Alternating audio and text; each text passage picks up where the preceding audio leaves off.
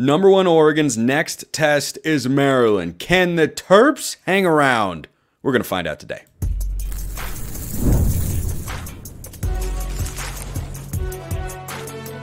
You are Locked On College Crossover, part of the Locked On Podcast Network. Your team every day.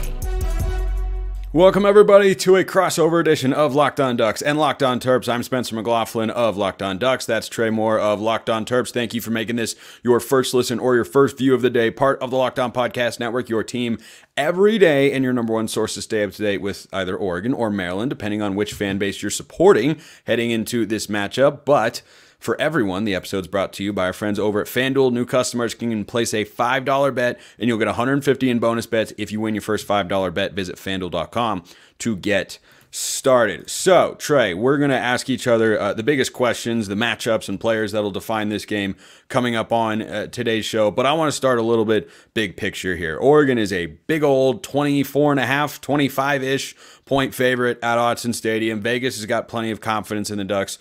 So too do I. But crazier things have happened. Northern Illinois beat Notre Dame on their home field earlier this season. If something like that were to occur, or if Oregon fans were to be sweating more than they would like to, how do you think that plays out for Maryland?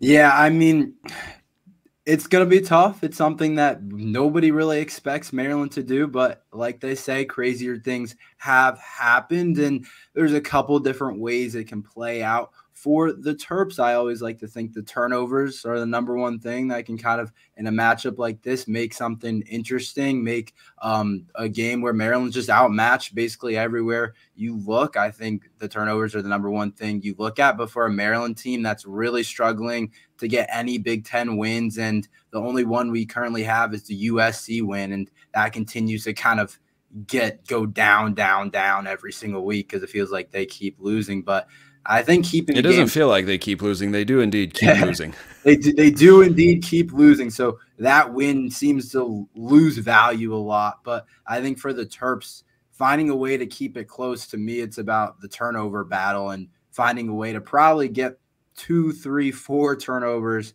and not turning over the ball at all. I think that's probably their best bet to keeping it close on the road against Oregon. Stylistically, you have two teams that are really capable when you talk about throwing the football. Dillon Gabriel is a top 3 Heisman betting favorite right now. We'll see if he ends up getting an invite to New York City at the end of this year. If Oregon keeps winning, his case is going to be pretty strong. I think there's kind of not a big test per se, but a next test for Dillon Gabriel this week without Tez Johnson in the lineup for the first time this year since he took over as Oregon's quarterback this season.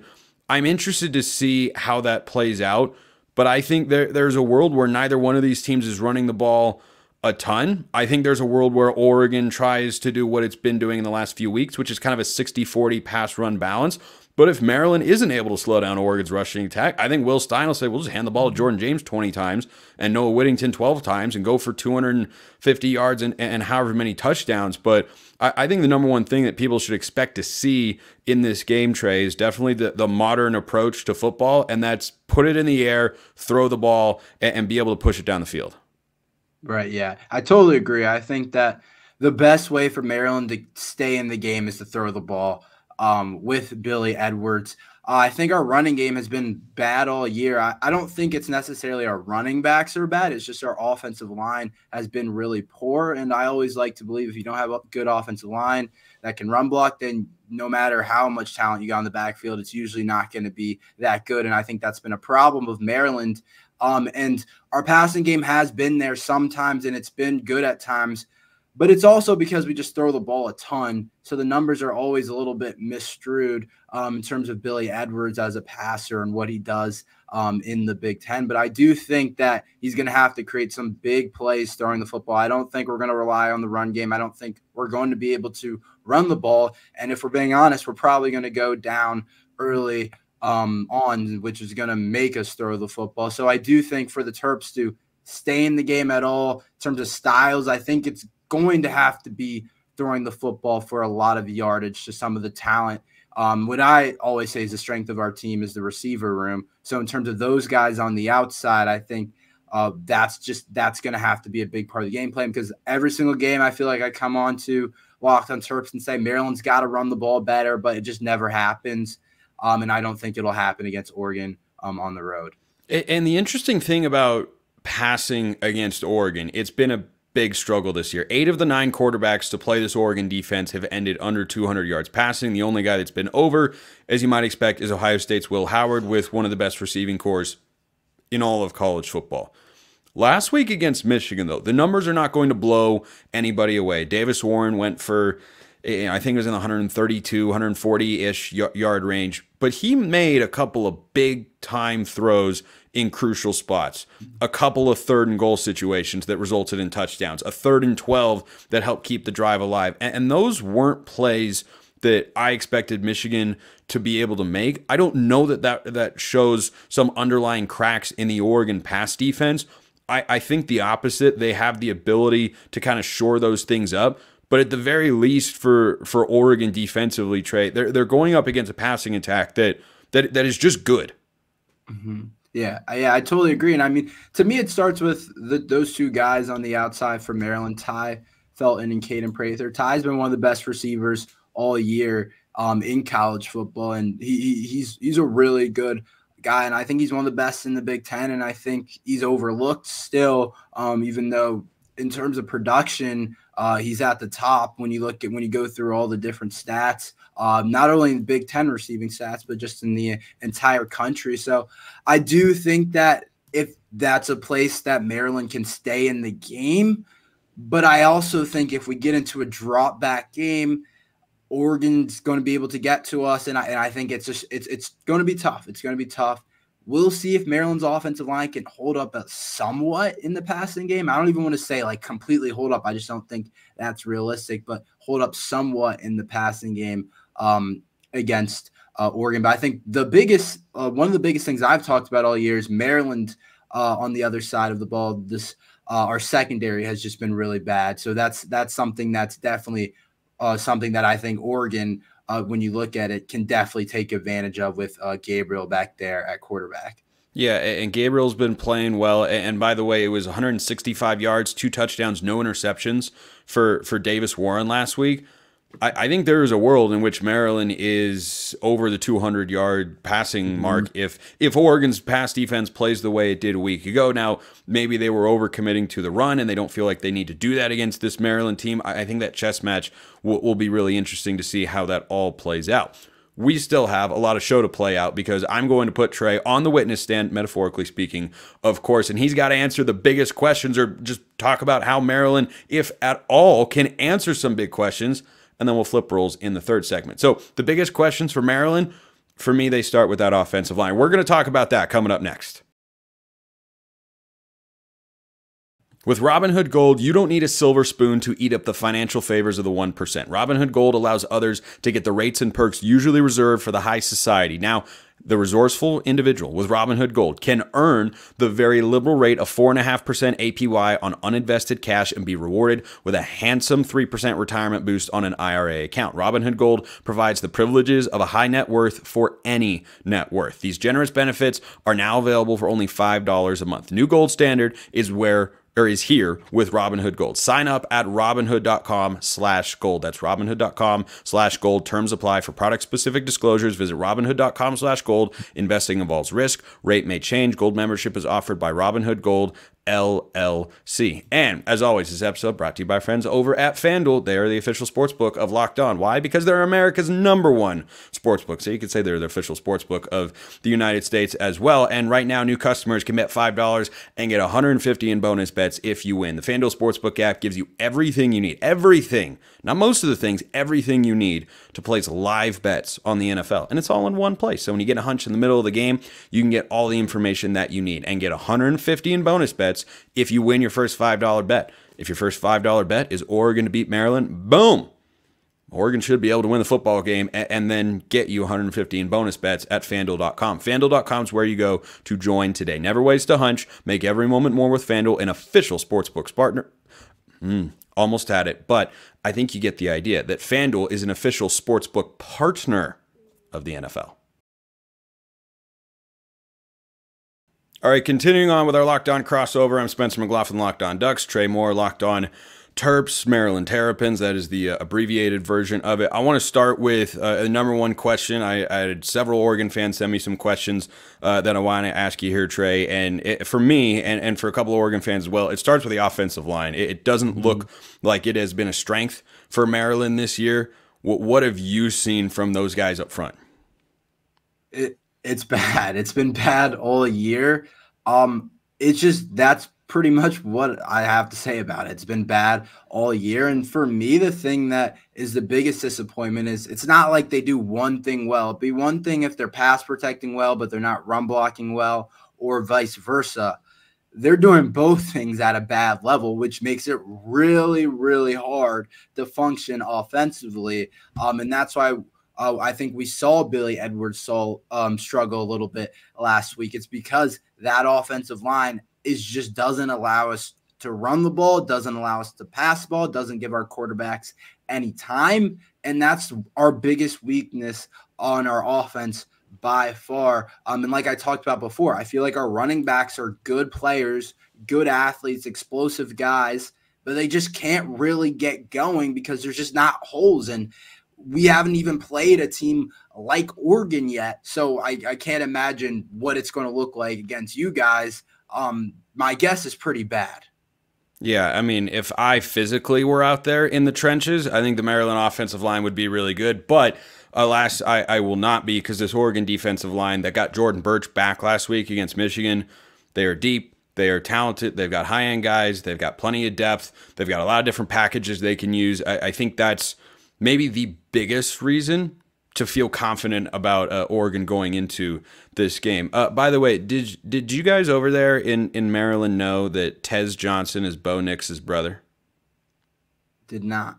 Did not. Okay, well, you're going to learn. I guarantee you will learn at some point. For my Maryland fans out there listening or watching, this is an ongoing saga in which every televised broadcast takes the opportunity to remind us of something that we Oregon fans have heard no less than 20 times in the last year or so. But on the note of wide receivers, this is where the Maryland offense has been at its best. You mentioned Ty Felton and the other pass catchers. What makes them so effective for this Terps offense? Yeah, I think in terms of Ty Felton, he just has the ability to do everything. He's a complete receiver. He can get vertical. He can do some of the quick stuff, the quick slants. He can run routes. He's an explosive guy down the field, and he's been the life of our offense the entire year. And he's been by far our best player. And then I think Caden Prather on the other side brings a little bit of a different element where he's not quite the player, the route runner, the athlete that Ty is, but he's a guy that's like 6'4", and he just goes up and makes contested catches all the time for touchdowns, for big plays when we need it. And that's a really big part of Caden Prather's game. And he makes game-changing types of plays that can really alter how the game goes. I always talk about when he caught a touchdown over Will Johnson against Michigan last year. And his body type is really special. And a guy that also came on the last couple weeks in the receiver room has been Octavian Smith, the junior, who we've kind of been waiting for. Really explosive kid, not the biggest guy, about 5'10", but he may be one of the fastest guys, or for sure is one of the fastest guys on the team, but might be the fastest guy on the team. He's a guy that has also really came on, really had a big game against USC. So definitely watch out for him as well. It's amazing that we've gotten this far into the show, Tre, and we haven't talked about Maryland's quarterback situation yet. Oregon fans that do box score perusing might have noticed that last week against Minnesota, there were a couple of quarterbacks that came into the game. What's Maryland dealing with at that spot?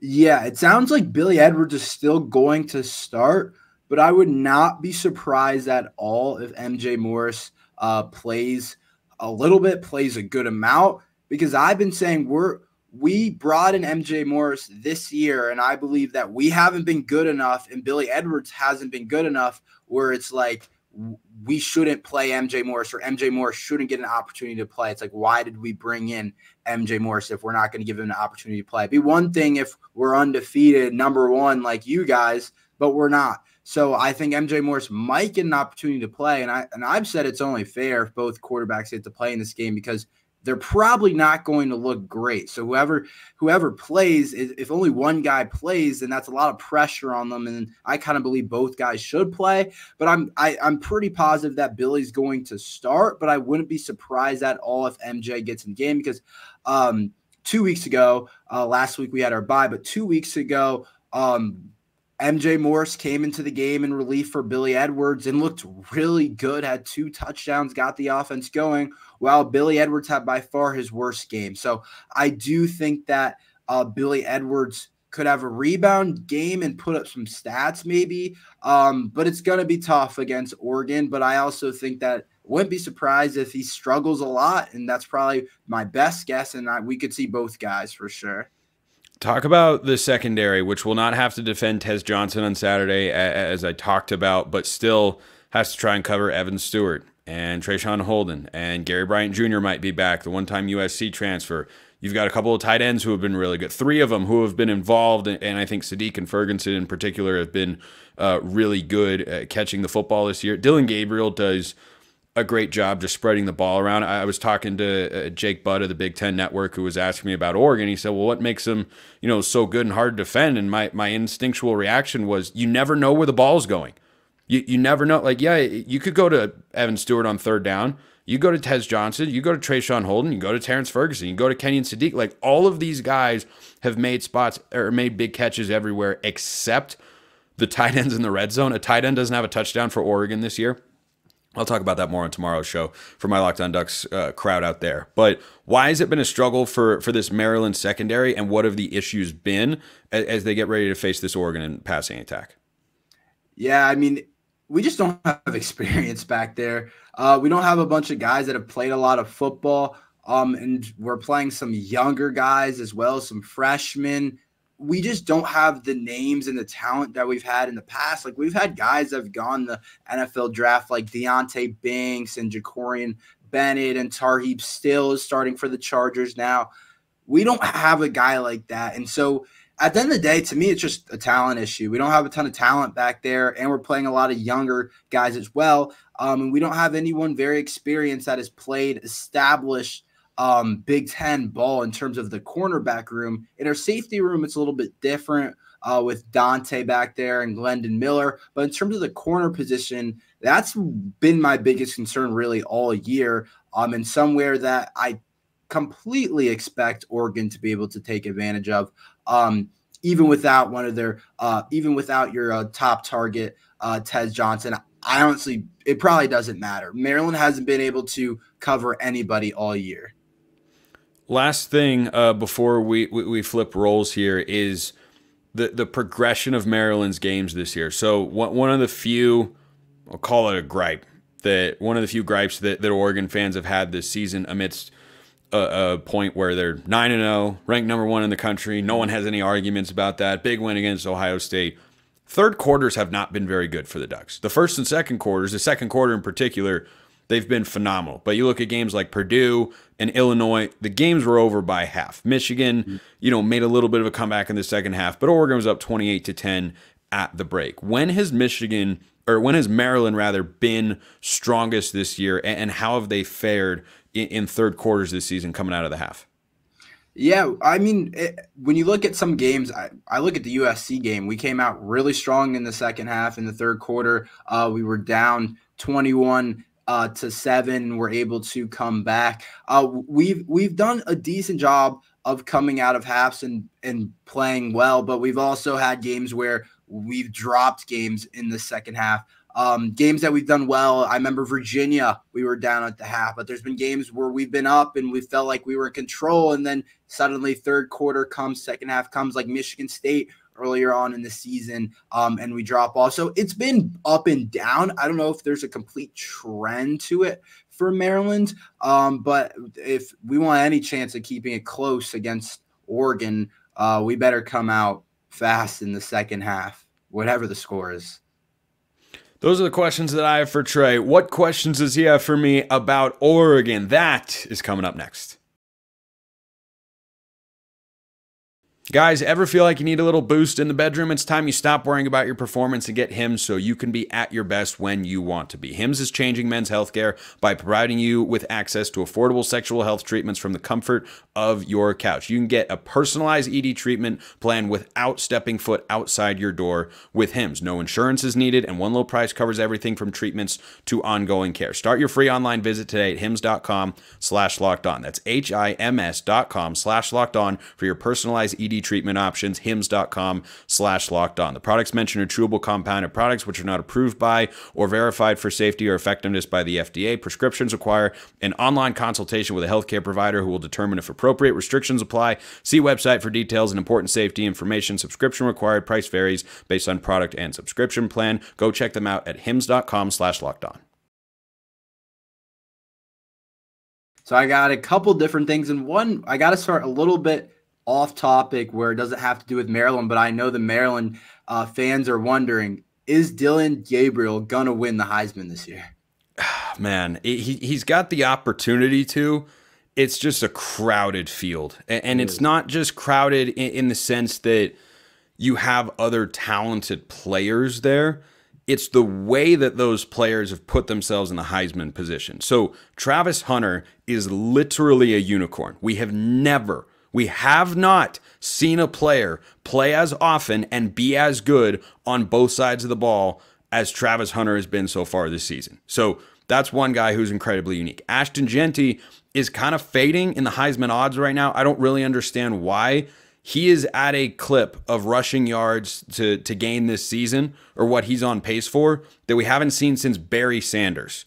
Like those two guys, really hard to beat. And then you've got Cam Ward. So like if I had a Heisman ballot, as much as I love Dillon Gabriel and the way he's playing, and he can lead Oregon to a national championship game, which is I think all Oregon fans really care about, and having a Heisman Trophy winner would just be an added bonus, I'd probably have him fourth. And I say that because Cam Ward down at Miami with our old friend Mario Cristobal is more important to that Miami team than Dillon Gabriel is to Oregon. That doesn't mean Gabriel isn't essential.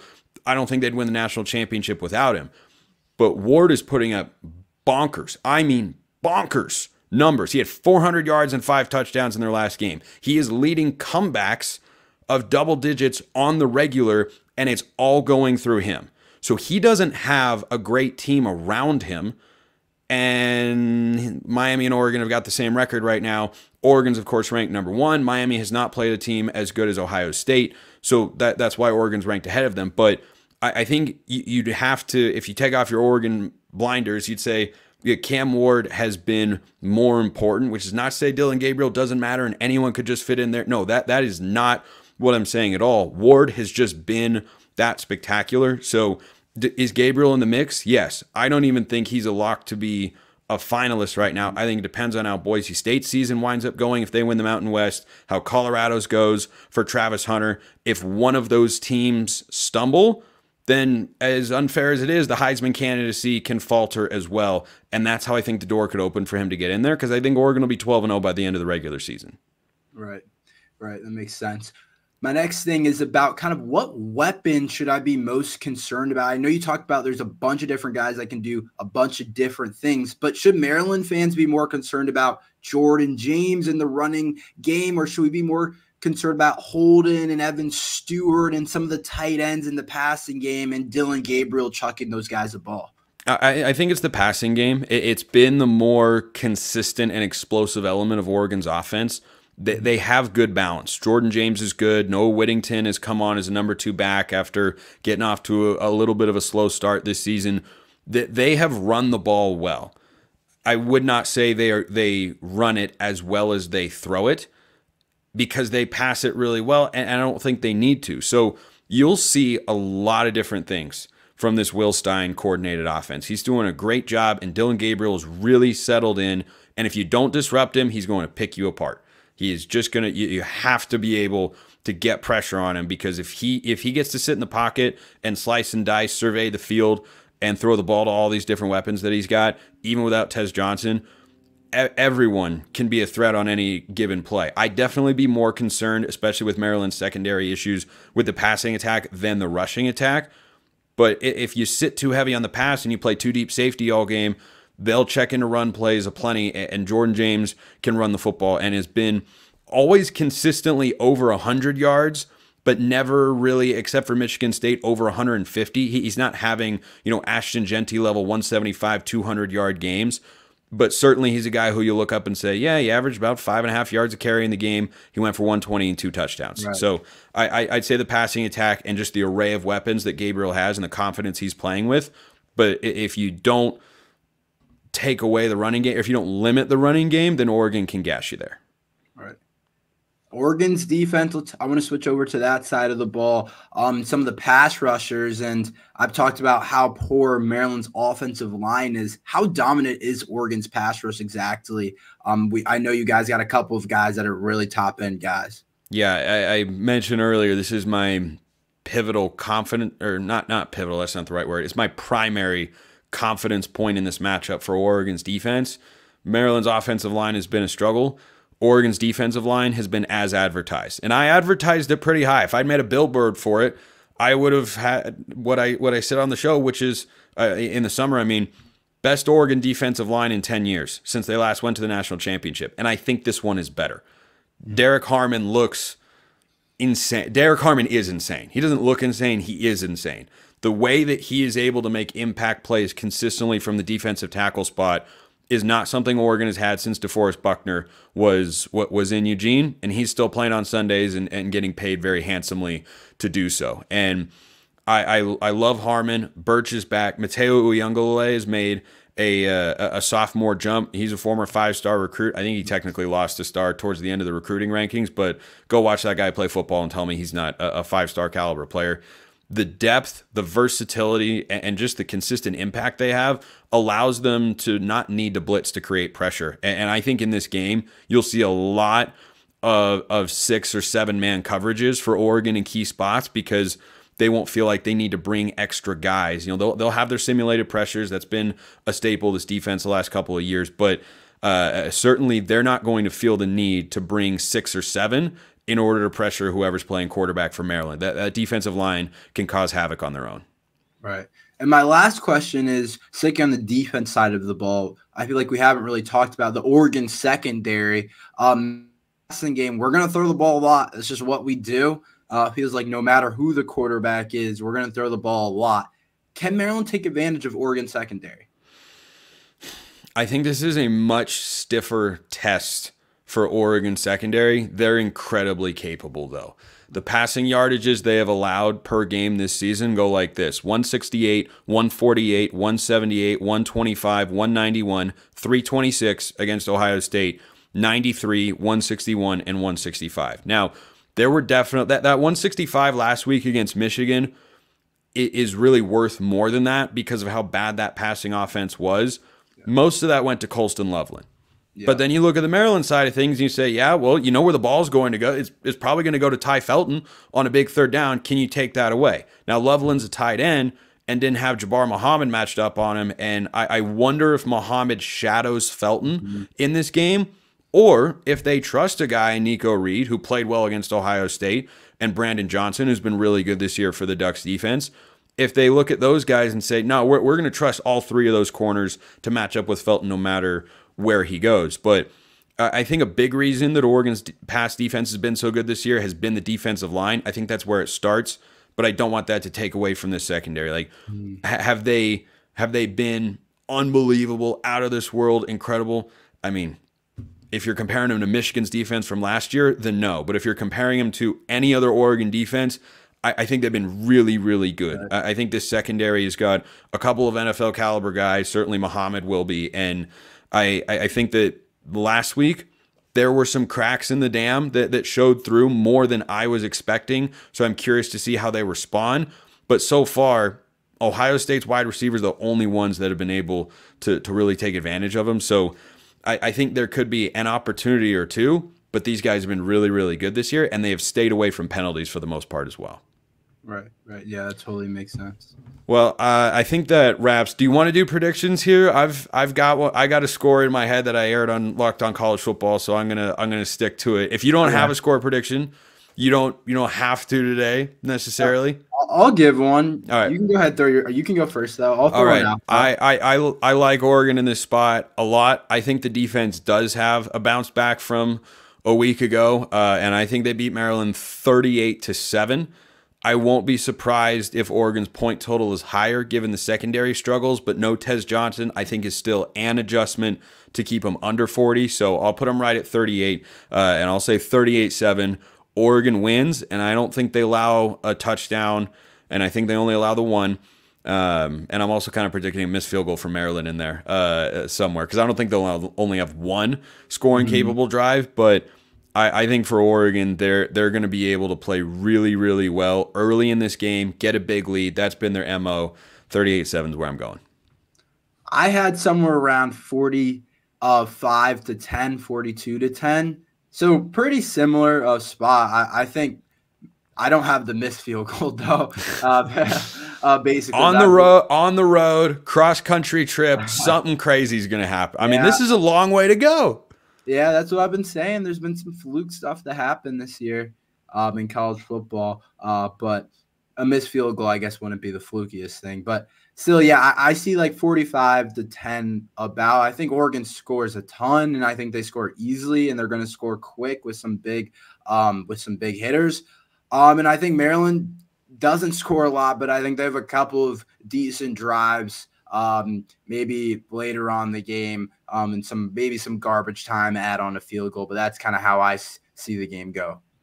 That's Tre Moore, Locked On Terps. I'm Spencer McLaughlin, Locked On Ducks. We appreciate you listening. We'll see you next time, and until then, hope you have a wonderful rest of your day.